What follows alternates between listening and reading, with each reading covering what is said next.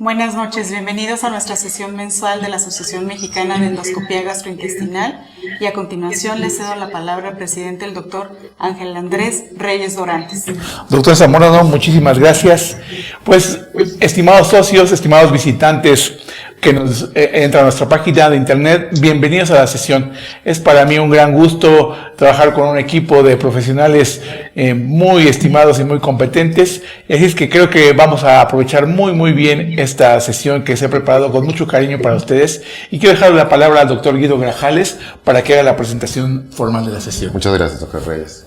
¿Qué tal? Buenas noches, sean todos ustedes bienvenidos a esta tercera sesión mensual de nuestra asociación. El día de hoy abordaremos un tema de suma importancia para todo endoscopista y este es calidad en colonoscopía. Nuestro profesor internacional invitado es el doctor Sergio Cepeda Gómez. El doctor Cepeda es un amigo entrañable de la AMEG y él es el director del programa de endoscopía terapéutica en la Universidad de Alberta en Edmonton, Canadá. Asimismo contaremos con la participación de dos distinguidas endoscopistas de nuestra asociación, la doctora Alejandra Noble Lugo, quien es subjefe de enseñanza del Hospital Español, y la doctora Xochiquetzal Sánchez Chávez, quien es médico adscrito al Servicio de Endoscopía y Gastroenterología del Hospital San Angelín Patriotismo. Y sin más preámbulos, demos inicio a esta sesión. Les pido por favor que hagan preguntas. Las doctoras Noble y Sánchez se integrarán a la discusión al terminar la conferencia del doctor Cepeda. Por favor, aprovechen para preguntar. Esperamos que se haga una buena discusión sobre el tema y que todos terminemos aprendiendo mucho sobre el mismo. Sergio, ¿nos escuchas? Sí, Guido, lo escucho bien. Pues muchas gracias otra vez, Sergio, por apoyarnos, por tu participación. Siempre es un gusto y un honor tenerte como profesor en México. Y pues empecemos. Muchas gracias, Guido. Muchas gracias por tus palabras. Agradezco mucho a la Asociación Mexicana de Endoscopía Gastrointestinal, al doctor Ángel Reyes Dorantes, a los coordinadores de las secciones mensuales, su amable invitación y como siempre, para mí es un gusto y un honor participar en estos eventos. También le mando un saludo a Alejandra, a Xochiquetzal y a la doctora Zamorano, y obviamente a todos los que siguen la transmisión desde internet. Espero que esta sesión sea de su agrado y como tú dices, como tú bien dices, es un tema muy importante porque la colonoscopía en primer lugar es uno de los procedimientos endoscópicos, o tal vez el procedimiento endoscópico que se realiza con mayor frecuencia. Y es el gold standard, el estudio gold standard para evaluar síntomas de tubo digestivo, para el escrutinio del cáncer de colon y para la detección y resección de pólipos. Y como todos sabemos, cuando nosotros realizamos resección de pólipos adenomatosos en el colon, esto reduce significativamente la incidencia de cáncer colorectal. Pero por otro lado, también sabemos que la colonoscopía ofrece menor protección para el cáncer de colon proximal que en el cáncer distal. Y bueno, la habilidad para detectar las lesiones premalignas va directamente relacionada con el riesgo de un cáncer después de colonoscopía, el cual se llama cáncer de intervalo. Sin embargo, pues estas observaciones, las de que es muy importante el endoscopista al realizar este procedimiento, también minimizan un poco la importancia del control de calidad y mejoramiento de otros aspectos en la colonoscopía. Entonces no debemos confiarnos únicamente de que todo el resultado y la calidad de la endoscopía depende únicamente del endoscopista. Es muy importante, o son muy importantes otros factores, y esos factores son de los cuales vamos a hablar hoy. Entonces, hay muchos factores que contribuyen al éxito final de la colonoscopía, y estos son los que llamamos indicadores de calidad. Como ustedes saben, la colonoscopía y la polipectomía son procedimientos complejos y y hay muchos factores individuales, los indicadores de calidad, que contribuyen a este resultado. Entonces, lo bueno de los indicadores de calidad es que se pueden medir y se pueden comprobar por histología si es que estamos tratando de detectar un adenoma. Y la importancia es que el objetivo de la colonoscopía es detectar y prevenir el cáncer colorectal. Y una medida definitiva para la calidad en colonoscopía es la tasa de cáncer colorectal post-colonoscopía. Sin embargo, este evento es raro y toma tiempo en desarrollarse. Entonces se requieren para esto registros nacionales y de alta calidad y muchísimo tiempo y esfuerzo para al final conocer la tasa de cáncer colorectal en la población y obviamente eso compararlo con la calidad de colonoscopía. Entonces es muy difícil de utilizar como una medida de calidad a corto plazo. Pero los indicadores de calidad son medidas que sustituyen a esto a corto plazo y que están asociadas directa o indirectamente al desarrollo de cáncer colorectal. Los indicadores de calidad en colonoscopía se han estado evaluando desde hace muy poco tiempo, básicamente desde el 2002. En Estados Unidos empezó a realizarse esto, primero con consensos de expertos, pero ahora obviamente ya más apoyado en evidencia científica. Han sido propuestos muchos indicadores de calidad, pero no todos son importantes. ¿Cuáles son los indicadores importantes o qué significa ser un buen indicador de calidad? Bueno, como otra pregunta, vamos a tratar de contestar esto. ¿Por qué es importante la calidad en colonoscopía? ¿Cuáles son estos indicadores de calidad o los más importantes? ¿Y cómo los debemos de implementar en la práctica clínica? Entonces, ¿qué significa ser un buen indicador de calidad? Bueno, primero, o vamos a dar ejemplos de buenos indicadores de calidad. Uno, un buen ejemplo es la tasa de detección de adenomas. ¿Por qué? Porque esto se asocia con una disminución en el riesgo de cáncer colorectal si tenemos una tasa de detección de adenomas adecuada. ADR por sus siglas en inglés. Y esto se puede medir y verificar con exactitud mediante histología. Y en el futuro, como esto va a tener mucho auge y ya lo tiene, en el futuro tal vez los pacientes puedan checar quién de los endoscopistas tienen un buen o adecuado tasa de detección de adenomas y entonces ellos podrían escoger a sus endoscopistas. Ese es un buen indicador de calidad. Un ejemplo de un mal indicador de calidad es dolor abdominal post-colonoscopía. ¿Por qué? Porque no existe una asociación confiable entre el dolor abdominal y post-procedimiento y un desenlace significativo. Podemos tener un paciente que tiene dolor abdominal después de una colonoscopía, pero puede ser porque hay un poco de distensión abdominal relacionada a aire. Entonces es una evaluación subjetiva de los pacientes, no puede medirse con exactitud. Por lo tanto, el dolor abdominal pues no es un buen indicador. ¿Por qué es importante la calidad de endoscopía? Pues el propósito de la colonoscopía, en primer lugar, es reducir la incidencia de cáncer colorectal. Y cuando mejoremos, o si se mejora la calidad en la colonoscopía, entonces esto, por ende, debe de reducir la incidencia de cáncer colorectal. Minimizamos los riesgos de los pacientes si aumentamos la calidad y también maximizamos la costo-efectividad del escrutinio del cáncer colorectal.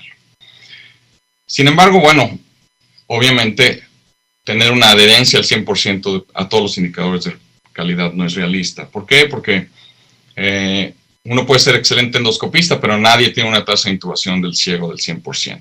Pero lo que sí podemos hacer es tratar de ponernos objetivos y tratar de por lo menos cumplir con esos objetivos que casi todos son cercanos al 100%. Entonces son estos los indicadores de calidad propuestos más frecuentemente y los que tienen más peso.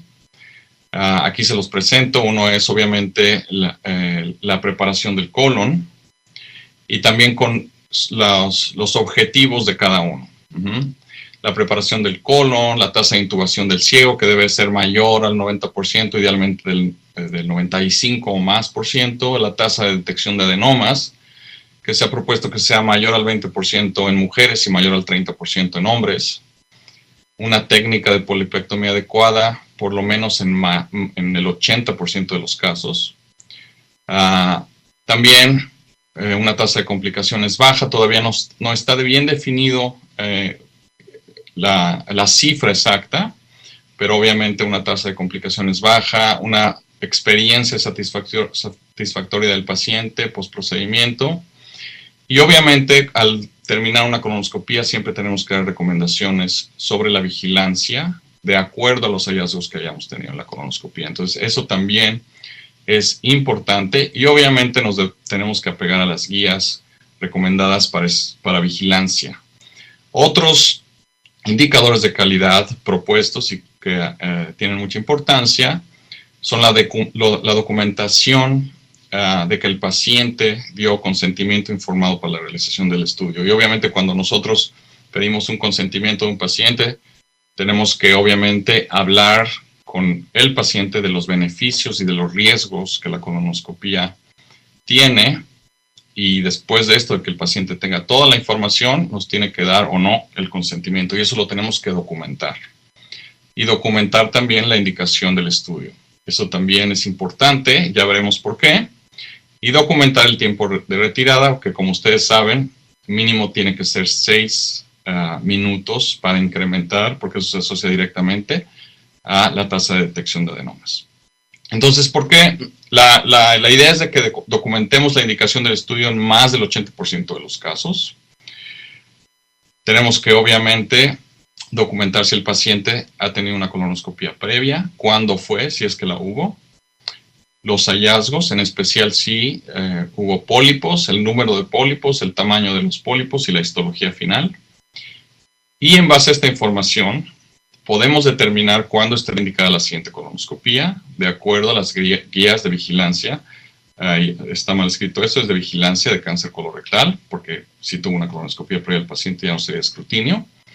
Y el objetivo de esto es que vamos a reducir, de acuerdo a estas recomendaciones, el número de colonoscopías innecesarias. Muchas veces recomendamos, los médicos endoscopistas y gastroenterólogos, recomendamos a veces colonoscopías muy frecuentes porque tenemos a veces un poco de miedo a que si espaciamos mucho el tiempo de las colonoscopías va a pasar algo, pero eso no es necesario si realizamos una endoscopía de calidad y entonces nos apegamos a las guías de seguimiento.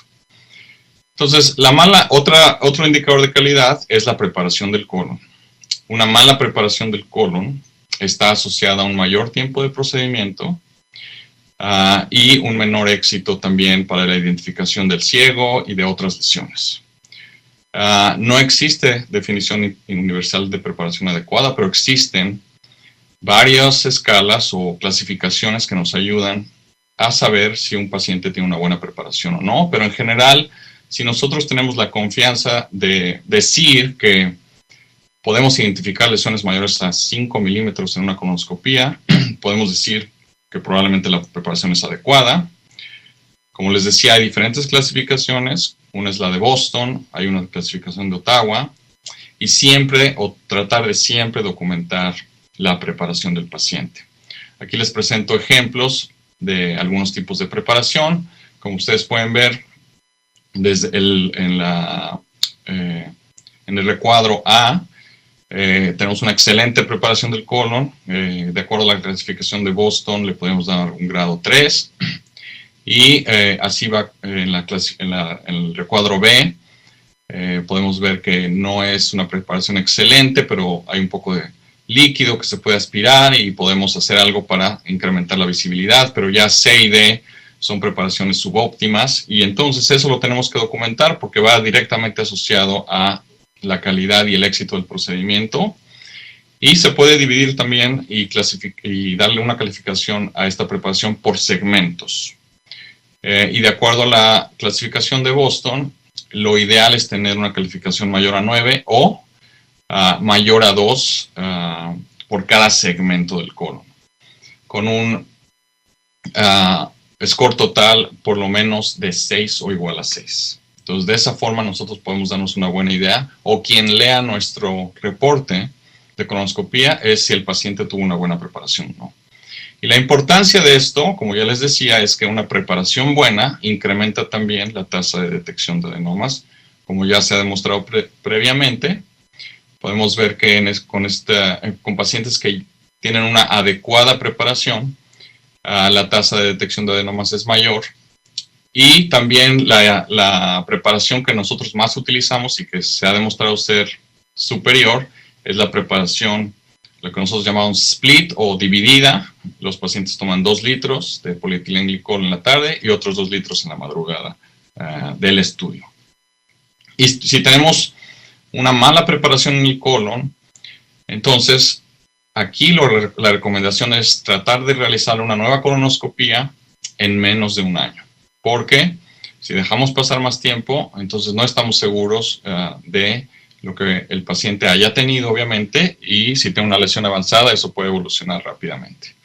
Si no se cumple este objetivo en, por ejemplo, una unidad de endoscopía, si no se cumple el objetivo de tener el mayor al 80% de pacientes con una buena preparación, entonces se deben de revisar los protocolos de preparación de la unidad, incluyendo la educación del paciente, el tipo de preparación que estamos utilizando y el protocolo de preparación. Y obviamente el objetivo de esto, de mejorar la preparación de los pacientes, es minimizar la necesidad de repetir las colonoscopías. Otro indicador de calidad que es muy importante es la tasa de intubación del ciego o CIR, CIR por sus siglas en inglés, y es la proporción de colonoscopías en las cuales se logra visualizar el ciego y todos sus componentes. Entonces, podemos hablar de un procedimiento que es completo y de calidad cuando nosotros podemos visualizar el ciego, describimos bien la preparación y también el tiempo de retirada. Ahora, esto es muy importante porque cuando nosotros realizamos una colonoscopía, tenemos que estar completamente seguros de que estamos en el ciego. Como alguien decía, tenía una compañera que decía, hay muchos ciegos cuando hacemos una colonoscopía, pero solo hay un ilion terminal. Y esto quiere decir que muchas veces podemos decir, pues me parece que ya estoy en el ciego, esto se parece a la válvula ileocecal y está muy difícil el procedimiento, pero yo creo que este es el ciego, ya vamos de regreso.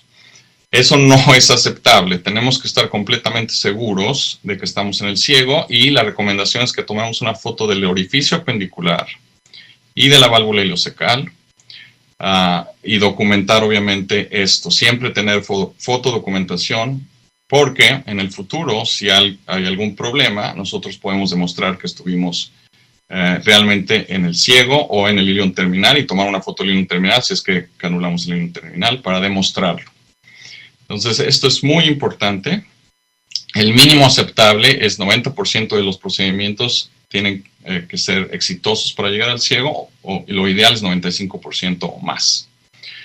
Si hay una baja intubación del ciego, la incidencia de SIA colorectal es mayor. Como pueden ver en esta gráfica, que en un estudio realizado en Europa, muy interesante, en el cual varios países de Europa contribuyeron a este estudio en varios centros endoscópicos, podemos ver que no todos los endoscopistas cumplieron con este indicador de calidad. Mucha variabilidad entre los endoscopistas y no todos estuvieron por arriba del 95%.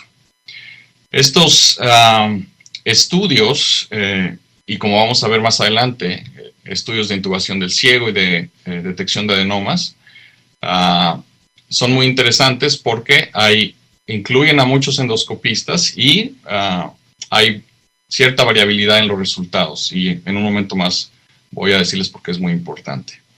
Entonces, cuando no podemos llegar al ciego, ¿qué es lo que podemos hacer?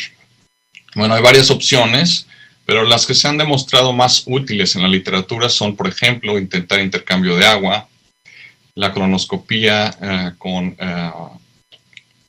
el scope guide, que se utilizan imanes o magnetismo para ver si nosotros estamos realizando asas o no y la forma del colon. Eso también ayuda.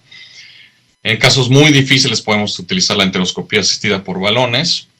Y hay preguntas sobre si hay mayor éxito para intubar el ciego cuando tenemos al paciente completamente bajo sedación, que es una de las ideas que algunos endoscopistas tienen.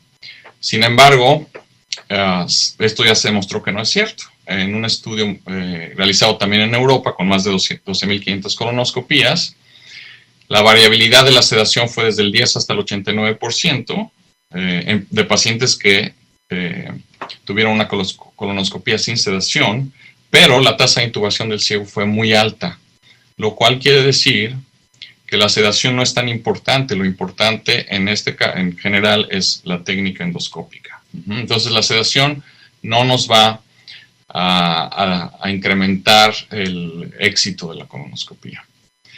La tasa de detección de adenomas es otro indicador de calidad muy importante y es el porcentaje de colonoscopías en las cuales se detecta por lo menos un adenoma.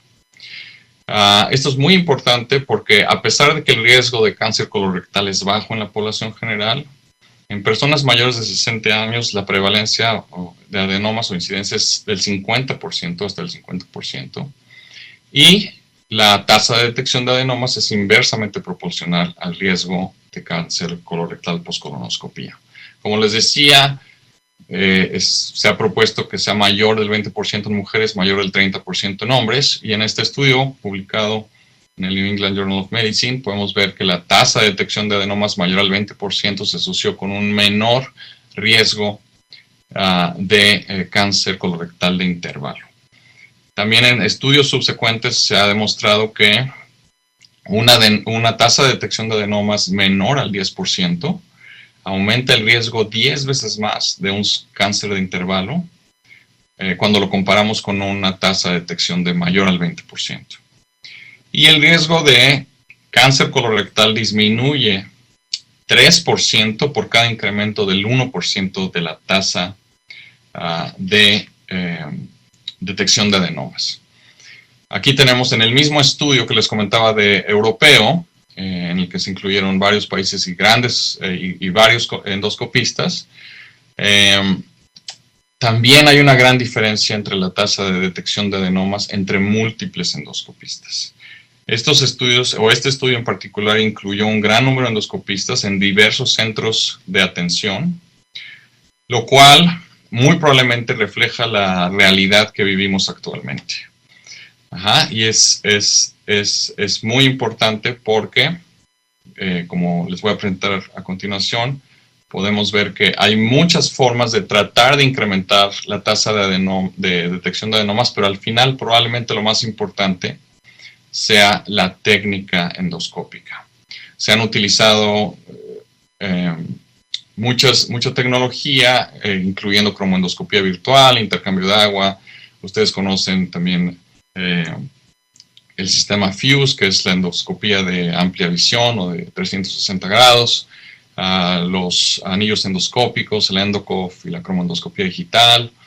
Sin embargo, los resultados cuando se evalúan estas tecnologías son muy variables. La mayoría de estos estudios se han publicado como resúmenes o abstracts. Mucha heterogeneidad en la mayoría de los estudios. Obviamente esta tecnología no es disponible en todos lados y en general obviamente esto va a tener un costo. Entonces, por otro lado, la tasa de detección de adenomas es variable entre los endoscopistas que participan en el mismo estudio utilizando la misma tecnología. Y la tasa de detección de adenomas es similar en el mismo endoscopista utilizando diferentes tecnologías. Entonces, ¿cuál es la traducción de esto? La traducción de esto es que, o la interpretación de estos estudios, es que lo más probable es que la técnica de endoscópica, el entrenamiento adecuado en endoscopía y en colonoscopía, es lo más importante. Y esto ya se ha demostrado también. Recientemente se demostró que el entrenamiento endoscópico en centros de excelencia incrementa significativamente la detección de adenomas. En este estudio en el cual se dividieron estos grupos de endoscopistas, en los cuales en el primero A los endoscopistas se les daba un entrenamiento adicional sobre habilidades después de haberles dado retroalimentación sobre su desempeño como colonoscopistas y con todos estos indicadores de calidad. Y al otro grupo únicamente se les dio su retroalimentación. Y se volvieron a evaluar meses después y lo interesante es que los endoscopistas que tomaron este curso, que son cursos muy cortos, pero la intención es que se mejore la técnica de colonoscopía. En este grupo se incrementó significativamente la detección de adenomas comparado con el grupo que solo se les dio retroalimentación. Otro indicador de calidad que es importante es la técnica de polipectomía. Se debe describir apropiadamente los pólipos que se encuentran, idealmente con la clasificación de París, y esto obviamente debemos de incluir en nuestra descripción el tamaño del pólipo, la morfología, la superficie del pólipo, y si hay pólipos superficiales o muy planos, la Asociación Europea de Endoscopía recomienda también utilizar técnicas avanzadas de imagen para evaluar estos pólipos. Y aquí básicamente les muestro las recomendaciones de acuerdo al tipo y el tamaño de pólipo, que es lo que vamos a realizar nosotros endoscópicamente. Ha tomado mucho auge últimamente la polipectomía con asa fría. En los pólipos menores a 10 milímetros podemos utilizar asas frías. Si el pólipo es mayor a 10 milímetros, podemos utilizar otras técnicas endoscópicas, resección endoscópica de la mucosa, inyección de estos pólipos. Y si se sospecha invasión submucosa, entonces, primero que nada, nosotros tenemos que tener la habilidad para identificar estas lesiones y después ni siquiera tenemos que tomar biopsias, podemos poner un tatuaje y referir a ese paciente a cirugía. Este es un ejemplo, en esta foto les muestro cómo se puede retirar fácilmente un pólipo muy pequeño con asa fría. Se debe de retirar todo el pólipo. Ya no se recomienda tomar una pinza de biopsia para realizar una resección de un pólipo, así sea de 3 milímetros, porque se ha demostrado que siempre va a haber tejido residual si solo se utiliza el asa de biopsia. Entonces, siempre utilizar el asa fría, no importa que tengamos tejido sano o que nos llevemos tejido sano también, incluso es mejor para que la evaluación de esta lesión sea más apropiada. Y si nosotros nos encontramos con este tipo de pólipos, un endoscopista que tiene un entrenamiento adecuado va inmediatamente a saber que estos pólipos tienen muy probablemente invasión submucosa por las características propias de estos, ulceración, depresión, una irregularidad en la superficie de la vasculatura y de la mucosa. Entonces estos pacientes deben de referirse a cirugía sin tratar de manipular esos pólipos. También otro indicador es la evaluación apropiada o de complicaciones que pueda haber. Identificación, obviamente, y evaluación durante o después de la colonoscopía. Las más comunes, como ustedes saben, es hemorragia y perforación, dolor abdominal postprocedimiento, y uno de los factores de riesgo para tener complicaciones es, como ya se ha demostrado, el tamaño del pólipo. Mayor tamaño del pólipo, mayor riesgo de hemorragia y también de perforación. Entonces, y obviamente la localización del pólipo en el colon derecho nos lleva a un mayor riesgo de perforación. Algunas definiciones: cuando tenemos una hemorragia intraprocedimiento, las recomendaciones son: si la hemorragia dura más de 60 segundos, hay que documentarla, y obviamente si requiere tratamiento endoscópico durante la colonoscopía. Y hay que obviamente evaluar o tratar de capturar a todos los pacientes que después de una colonoscopía regresen al hospital o requieran admisión dentro de los siguientes 7 días, y también, si es posible, evaluar la mortalidad de los pacientes 30 días post-colonoscopía. Esto solo se puede lograr teniendo una base de datos adecuada y tener un seguimiento también de los pacientes estricto para documentar si hubo mortalidad o complicaciones relacionadas a nuestro procedimiento. ¿Cómo evaluamos o medimos o reportamos la calidad de endoscopía? Bueno, cada unidad de endoscopía, cada institución debe tener y debe facilitar reportes sinópticos para los endoscopistas que trabajan ahí sobre su desempeño y de esa forma monitorizar la competencia de los endoscopistas. Se puede evaluar la satisfacción de los pacientes post procedimiento, monitorizar las complicaciones y, obviamente, como habíamos dicho, dar las recomendaciones de vigilancia de acuerdo a las guías internacionales y allí también identificar a los pacientes que desarrollen cáncer de intervalo. Este es un ejemplo de una sinopsis o de un reporte de un endoscopista después de haber hecho 199 colonoscopías, el número de pacientes, su tasa de detección de adenomas, tasa de detección de pólipos, el reporte de cómo él describió la preparación del colon. También aquí está el desglosado, su descripción de hasta dónde llegó, si pudo intubar el ciego, si llegó al ilion terminal, cuántos procedimientos se reportaron, el porcentaje de colonoscopías en las cuales se otorgó sedación, el tiempo de retirada, y obviamente aquí los colonoscopistas no estamos contando nuestro tiempo, las enfermeras que están en la sala son las que van contando el tiempo de retirada. Eso es lo que hacemos en la Universidad de Alberta, en nuestro programa de escrutinio de colonoscopía, y nos están evaluando constantemente el total de complicaciones, y esto también se puede comparar. Por ejemplo, aquí está el reporte de toda la unidad de colonoscopía, y la podemos comparar estos reportes individuales con lo que estamos reportando, se están reportando en promedio de toda esa unidad para ver si estamos en el promedio o por debajo o por arriba del promedio. En la Universidad de Alberta, por ejemplo, tenemos,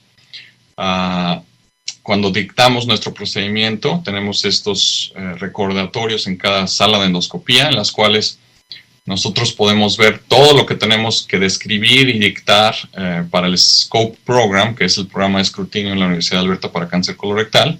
Todo esto se nos exige describir y reportar en nuestro estudio. Y como este es un programa de escrutinio de toda la provincia, en base a nuestra descripción y nuestros hallazgos y la histología final de la colonoscopía, el programa es el que da las recomendaciones para la siguiente colonoscopía. Entonces es una forma de tener nosotros todos los datos y la información y la base de datos de los pacientes que están siendo evaluados en la universidad. Por ejemplo, y les presenté esto también en la plática que acabo de dar en la Ciudad de México, el director del SCOPE Program, que es un colega mío que está aquí, Richard Lutenian, en la universidad, nos presentó, por ejemplo, algunos resultados de los últimos años, en los cuales, como ustedes pueden ver, y esto es obviamente para darnos cuenta de que hay colonoscopistas. Por ejemplo, aquí un colonoscopista tuvo 5 casos de cáncer de intervalo. Otro colonoscopista individual tuvo 4, lo cual no es aceptable, porque lo que quiere decir aquí es que después de que realizó esta colonoscopía, en muy poco tiempo, el paciente se diagnosticó con cáncer y este colonoscopista no identificó una lesión avanzada. Entonces, en estos casos, pues hay que hacer algo para corregir la situación. Y una de las cosas que se pueden hacer es, nosotros tenemos también un programa en el cual, parecido al que les presenté en el estudio que se publicó, el estudio europeo, en el cual tratamos de incrementar o mejorar las habilidades de los endoscopistas que no están cumpliendo con los requerimientos de calidad. Y todos estos endoscopistas, si quieren continuar en este programa de escrutinio, tienen que realizar este curso y pasarlo para continuar realizando colonoscopías en el programa de escrutinio. Entonces, y estas es un resumen de de todos los indicadores de calidad, o de la mayoría de los cuales hemos hablado hoy, y los podemos dividir en preprocedimiento, con la preparación del paciente, del colon, y los asociados al procedimiento, el índice de intubación secar, la tasa de detección de adenomas, el tiempo de retirada, y obviamente también la técnica de colonoscopía para polipectomía adecuada, complicaciones, experiencia del paciente y las recomendaciones. Entonces, como conclusiones, el control de calidad en la medicina debe ser una prioridad para asegurar una mejor atención de los pacientes. Y en la colonoscopía debe de realizarse un monitoreo de los indicadores de calidad conocidos hasta ahora. Tal vez, como les mencionaba y como hasta ahora ha sido demostrado, la estrategia más útil y efectiva para mejorar la calidad es un entrenamiento endoscópico adecuado. Entonces es muy importante que en los hospitales donde haya académicos, donde haya entrenamiento en endoscopía, se dé una supervisión y un entrenamiento muy adecuado a los residentes para que al finalizar su especialidad sean competentes y ofrezcan un procedimiento de calidad siempre a todos sus pacientes. Muchas gracias. Sergio, una pregunta. Con respecto a la definición de tasa de detección de adenomas, normalmente hay dos definiciones que se han utilizado. La primera es incluir solamente los estudios de escrutinio en pacientes mayores de 50 años de edad, población de riesgo promedio, y otra donde se incluyen todas las colonoscopías diagnósticas y solamente se excluyen aquellas de urgencia o con hemorragia. ¿Ustedes cuál es la definición que utilizan y si crees tú que hay alguna diferencia o ventaja de utilizar una u otra definición? ¿Te refieres a la tasa de detección de adenomas, la ideal para los dos tipos para los dos grupos? Exacto. Bueno, más bien, más que el número, ¿cuál es la tasa que utilizan ustedes?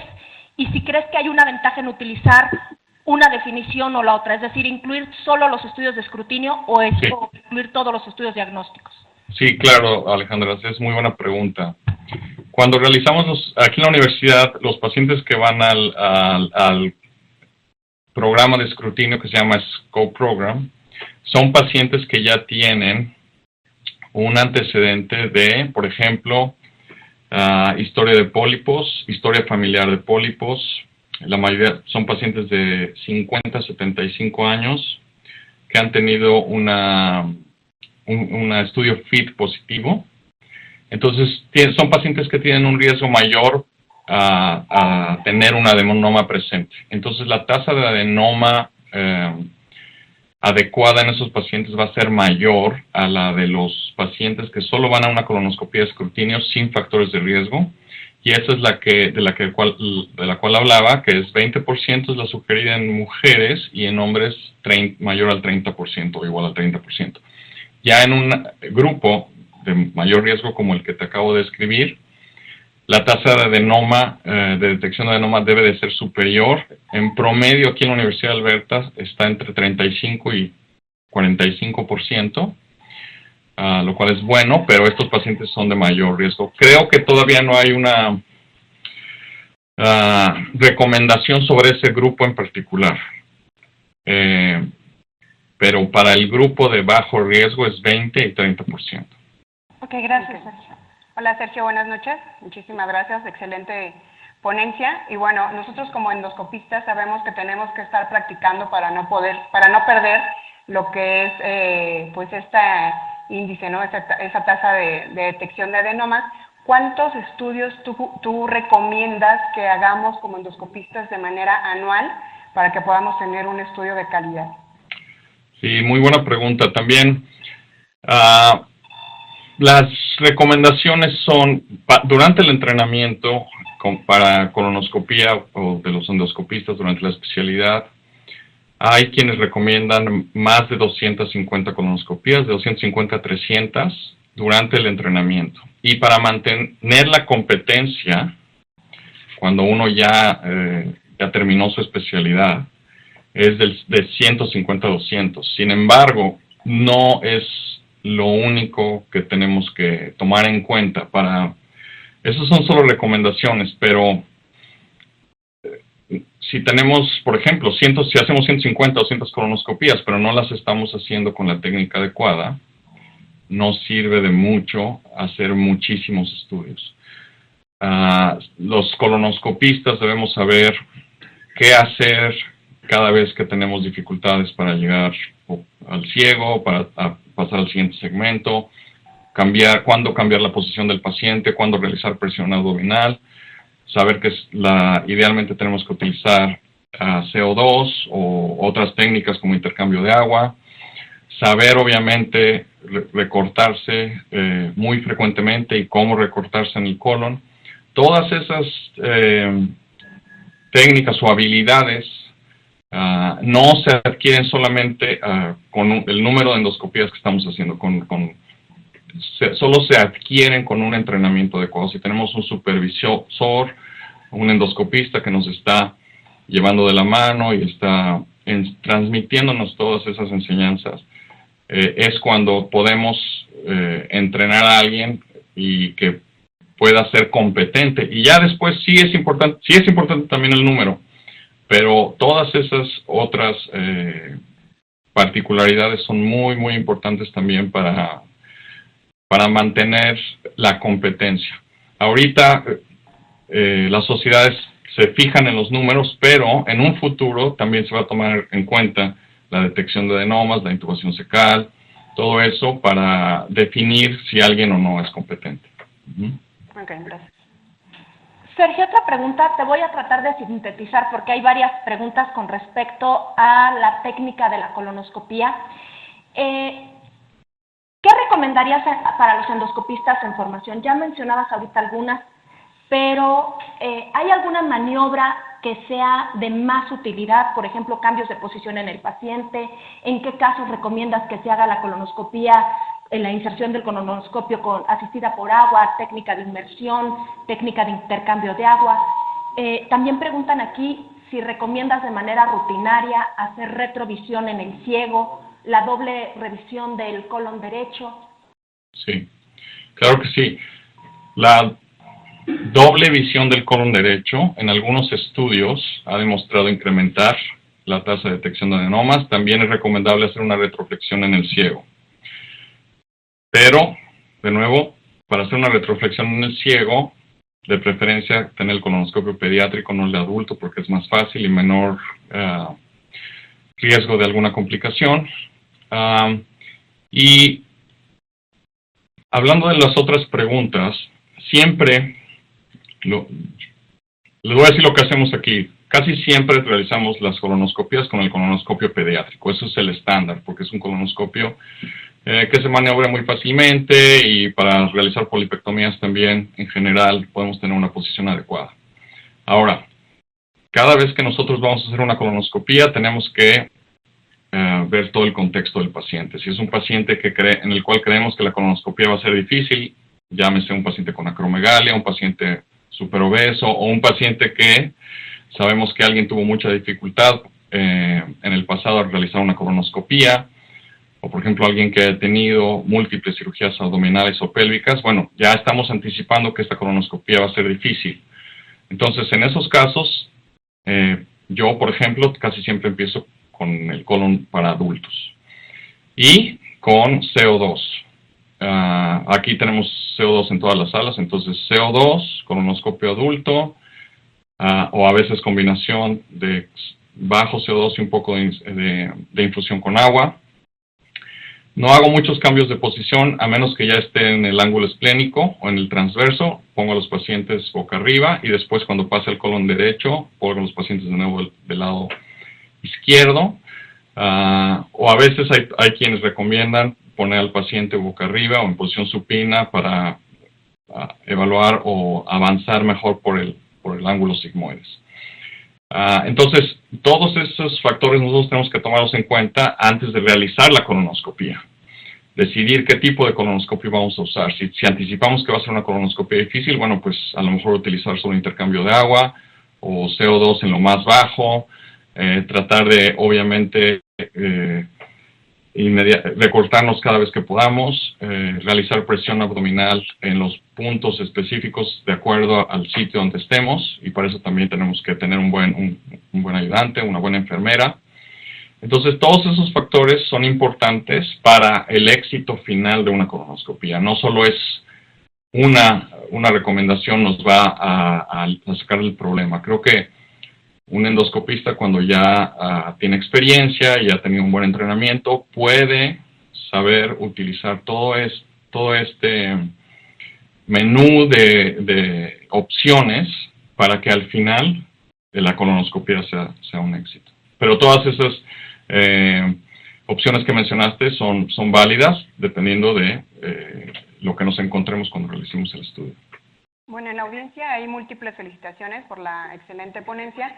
Y bueno, yo creo que una pregunta que es importante, Gracias. el tiempo que tengo que dejar pasar en que yo preparo al paciente para que yo pueda realizar el procedimiento. Yo creo que esto es importante, ¿no? Dado que a veces tenemos el conflicto con el anestesiólogo de que si uno lo quiere hacer a las 4 horas, que es el tiempo ideal para que yo pueda tener un buen resultado, ¿tú qué tiempo recomiendas en que se realice la colonoscopia posterior a la preparación?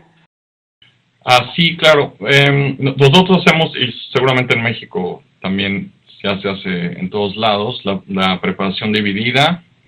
Recomendamos 4 litros, 2 la tarde anterior, solo líquidos claros la tarde anterior. Pueden desayunar algo muy ligero, pero después solo líquidos claros. 2 litros y después 2 litros en la madrugada. Y empezamos a hacer colonoscopías a las 7:45. Lo que le recomendamos a los pacientes es terminar, obviamente, con toda la preparación, seguir las recomendaciones de la dieta previa, y nosotros hacemos en la preparación, en la sala de preparación del paciente, antes de que pase a la sala de endoscopía, la enfermera interroga al paciente sobre cómo ha ido la preparación. Si ya el paciente dice, bueno, ya estoy bien, estoy limpio, todas las evacuaciones son claras, entonces no hay problema. El problema es cuando el paciente dice, no me acabé la preparación y todavía no estoy completamente limpio. Entonces ahí es cuando nosotros podemos esperar. En la misma sala de preparación podemos continuar con la preparación hasta que el paciente diga, ahora sí ya parece que está todo bien. Entonces, pero como la preparación de la madrugada se la toman a la 1, 2 de la mañana, la deben de terminar a las 5 de la mañana. Y presentarse el primer paciente empieza a las 7:45 de la mañana.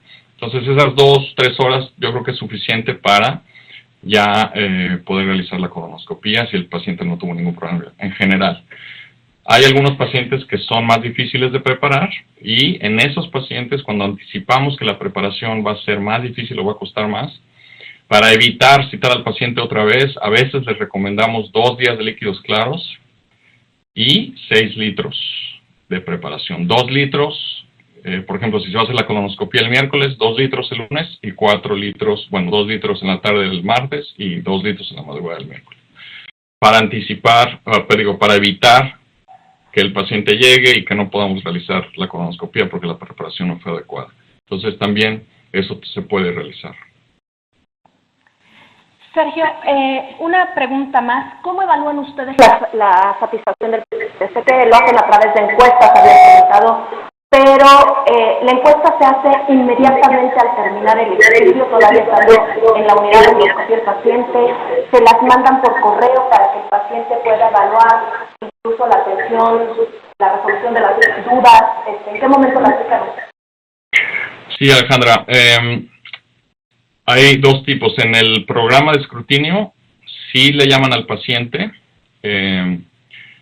a las 24 horas de realizar la colonoscopia, se hace una llamada telefónica en el SCOPE Program. En los pacientes que nosotros vemos de rutina, solo la evaluación se hace post procedimiento, la hacen en recuperación, se le pregunta al paciente. Es un cuestionario que está estandarizado ahí, que es muy corto, sobre dolor, distensión abdominal y el grado de dolor en base a la escala análoga de 0 a 10.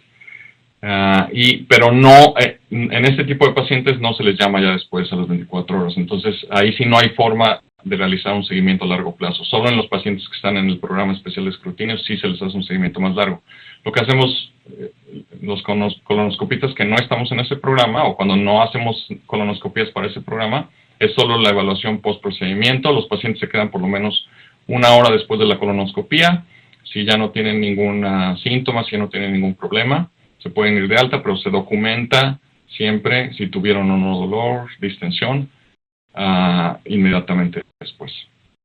Pues de nuevo agradecerles, doctor Reyes Dorantes, Alejandra Noble, doctora Xochiquetzal, Guido, Yolanda Zamorano. Muchísimas gracias a la asociación por haberme permitido otra vez estar con ustedes. Como siempre es un honor y un gusto y espero que nos veamos pronto. Les mando un saludo a todos los que nos están viendo y obviamente a todos ustedes. Muchas gracias.